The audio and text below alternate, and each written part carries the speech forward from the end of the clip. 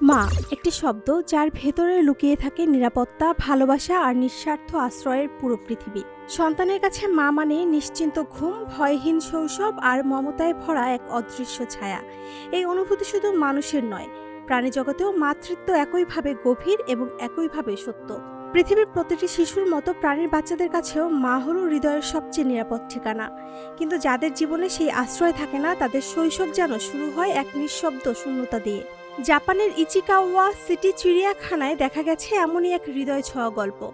মাত্র 6 মাস বয়সী একটি বানর, নাম তার পাঞ্চো।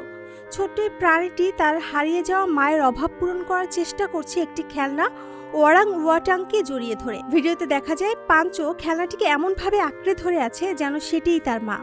পরম মমতায় বুকের সঙ্গে চেপে রাখে, ছাড়তে চায় না এক মুহূর্তের জন্য। তার ছোট্ট হাতে আঁকড়ে ধরা যেন নিঃশব্দে বলে, ভালোবাসা ছাড়া সে এখনও অসম্পূর্ণ। 2025 সালের জুলাইয়ে জন্ম হয়েছিল পাঞ্চের।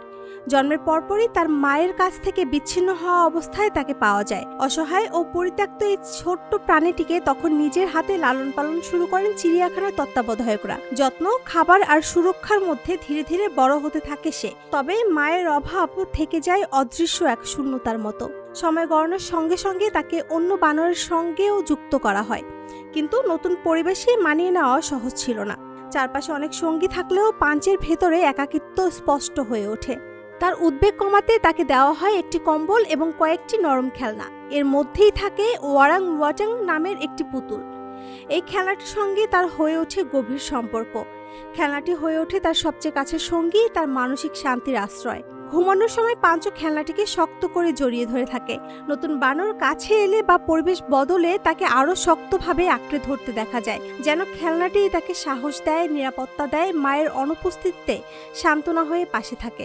বিশেষজ্ঞরা জানায় এমন আচরণ শুধু বানরের মধ্যে সীমাবদ্ধ নয়। অনেক স্তন্যপায়ী প্রাণীও মায়ের সংযোগ হারালে একটি ট্রানজিশনাল অবজেক্ট এর উপর নির্ভর করে। এই বস্তু তাদের মানসিক নিরাপত্তা দেয় এবং নতুন বাস্তবতার সঙ্গে মানিয়ে নিতে সাহায্য করে। পাঞ্চের ক্ষেত্রেও খেলনাটি হয়ে উঠেছে ভালোবাসার প্রতীক। একটি নরম পুতুল যেন তার শৈশবের শূন্য জায়গা পূরণ করার চেষ্টা করছে। আজ পাঞ্চো ধীরে ধীরে বড় হচ্ছে, খেলছে, খাচ্ছে, নতুন বন্ধুদের সঙ্গে মিশছে। তবুও তার প্রতিটি মুহূর্ত পাশে থাকে সেই খেলনা মা, নীরব সঙ্গী হয়ে। চিড়িয়াখানার কর্মীদের ভাষা, খেলনাটির উপস্থিতি পাঞ্চোকে মানসিকভাবে শান্ত রেখেছে এবং নতুন পরিবেশের সঙ্গে মানিয়ে নিতে সাহায্য করছে। পাঞ্চের গল্প আমাদের মনে করিয়ে দেয় প্রাণীরও অনুভূতি আছে, তাদেরও আবেগ আছে। ভালোবাসা, নিরাপত্তা আর মমতার প্রয়োজন সব জীবনের জন্যই সমান। একটি ছোট বানর আর তার খেলনা মায়ের সম্পর্ক আজ সামাজিক মাধ্যমে ছুঁয়ে গেছে অসংখ্য মানুষের হৃদয়।